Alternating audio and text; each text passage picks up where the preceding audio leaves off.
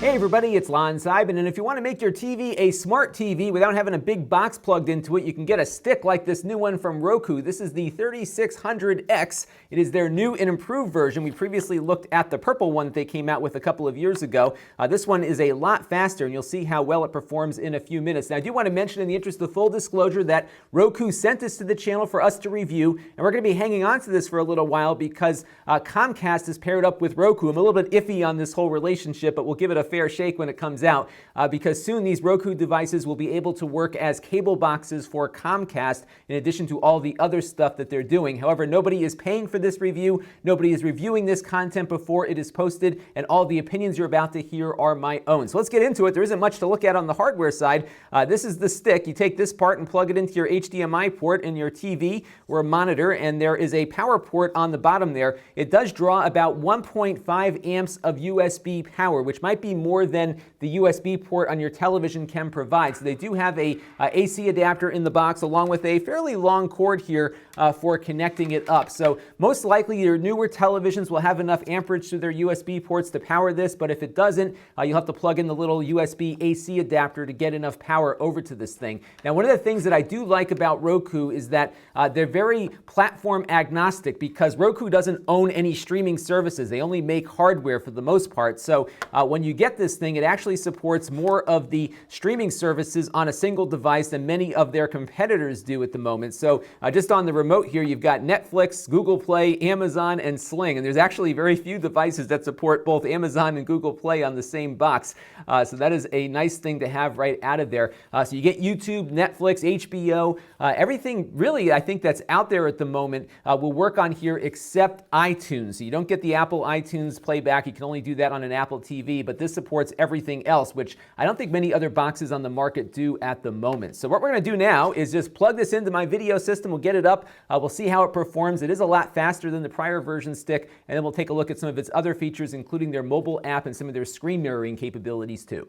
All right, so I got everything hooked up and operating. Now, normally what you would do with this is plug it directly into the back of your television. I'm using an HDMI extension cable just so I can capture the screen as we're talking about things, but normally you would just connect this up into the back of your TV. Now, if this doesn't fit behind your television because it is a stick and it doesn't bend, they will send you for free an extension cable, a tiny one, but you have to actually request one via a form. There's no cable in the box, but you could, of course, just buy one of those cables at the time of purchase. This thing is only about $39 as you see it. The extension cable is just a couple bucks more, or you can send away for it. Unfortunately, you have to get the serial number for your Roku to request that extension cable for free, so you will be waiting a couple days if you don't have a means of plugging it in behind your television. I did notice that the performance on this new one is a lot better than the old stick, and it really feels about the same as the Roku 3 does insofar as its menu performance and just its overall snappiness is concerned. So I was very pleased to see that they have made a nice performance boost here. As I'm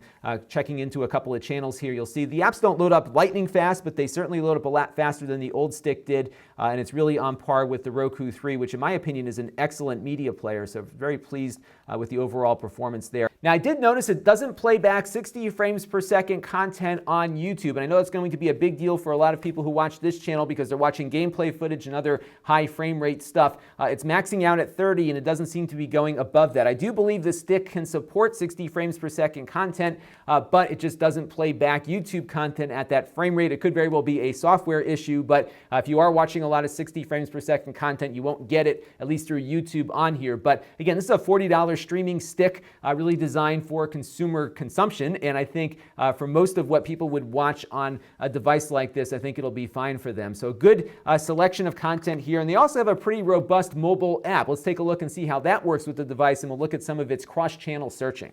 All right, so here is the remote control app running on my iPhone. It connects to your streaming stick via Wi-Fi over your home network, so both the phone and the stick have to be on the same Wi-Fi network. We'll go in here. You can see it works just like any remote would. You've got the ability to scroll through stuff. What I do like, though, is that you can use the keyboard on your phone to speed up some of the text input on there. So I'm going to type in Star Trek real quick here and hit enter, and what I'll do now is just go over to the side here, and you'll see what it does is it has a unified search now. So I can go in here if I wanted to find when Star Trek The Next Generation is on one of my streaming services. I can select one of the seasons here, and it'll show me all of the different services that I can view that on. And I have a Netflix subscription, so I can click on Netflix here. It'll then boot up the app and take me right over, hopefully, over to Star Trek Season 7, and I can continue watching it there. So kind of nice that they have that unified search, and also really nice that you have the means of just using your phone to type stuff in versus using the remote, which can sometimes get a little clunky on you there. So that's pretty cool and nice to have that integrated search. Now, voice search is also available, but only on the app. You can't do it through the remote on the $40 streaming stick. More expensive devices do support it,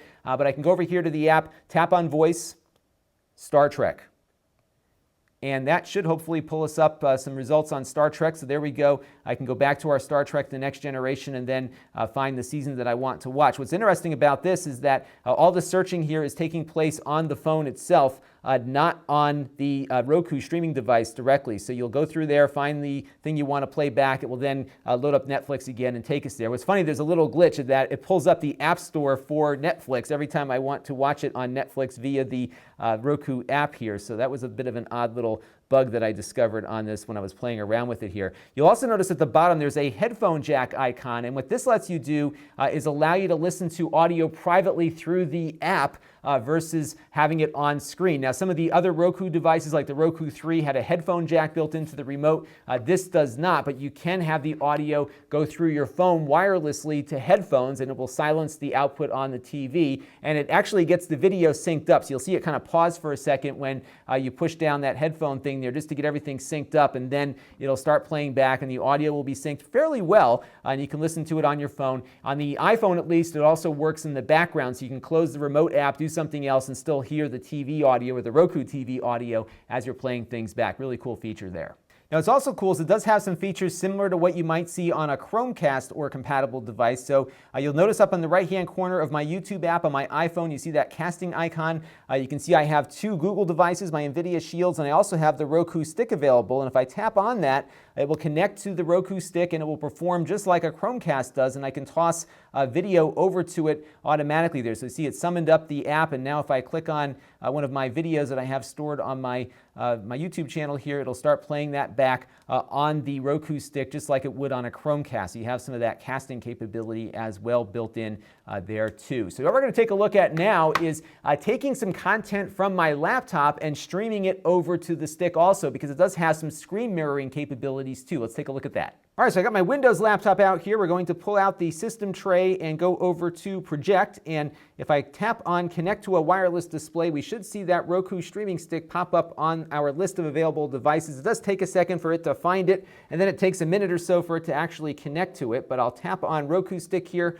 It will then begin the connection process. This is something you can do with other devices. In fact, Microsoft makes one that does this also. But what's cool is that you get all this built into your streaming stick. So in addition to all the streaming stuff it can do, you can also get this screen mirroring going here. So we're in a beta app here for that Roku feature. So we'll wait for it to connect up here. But I think once it is connected, we should have a pretty good connection. There we go. So you can see we've got everything up here. It looks really nice, actually. It is a 1080p stream that I'm sending from the laptop over to the Roku stick. You'll see there is definitely some latency here, so you're not going to get a very good game playing performance. But if you're doing something like a presentation or something where you want to share a screen very quickly with other people in the room, you can easily connect up with your Roku and get that done on there. So that is the Roku streaming stick, and at $40, this is a very good value. It's very fast, especially compared to the old streaming stick from Roku we looked at just a year or two ago. So they've been packing a lot more performance into a smaller package here. It also supports some of the newer wireless standards. While it doesn't support wireless AC, it does support wireless N at 5 gigahertz. So if you have a newer router, it will work very well with that. But that said, it's really not an enthusiast device per se, because although it does support high bitrate Blu Ray MKV files, it doesn't support it as well as a device like an Android TV box would that runs Kodi or some other more robust playback applications. So this is really designed for consumers looking for something decent to play back the things that they have on streaming services. It does support digital audio like Dolby Digital and DTS. It doesn't support the lossless formats, though, that a lot of home theater enthusiasts might want to see out of it. So it does do a lot, but it doesn't do as much as I think some enthusiasts might want out of it. But the good thing about Roku is that because they don't have a streaming service of their own, all the other streaming services are comfortable putting their apps on here to play back their content. So you get Amazon and Google and just about everything with the exception of iTunes on this single device. And I think the only reason why iTunes isn't on here is because both Roku and Apple make hardware as their primary businesses here. So that is probably why we don't see iTunes on here, but everything else is on here, which is really good if you have content across a number of streaming services. This is Lon.TV. Thanks for watching. This channel is brought to you by my Patreon supporters. If you want to help the channel, you can by contributing as little as $1 a month.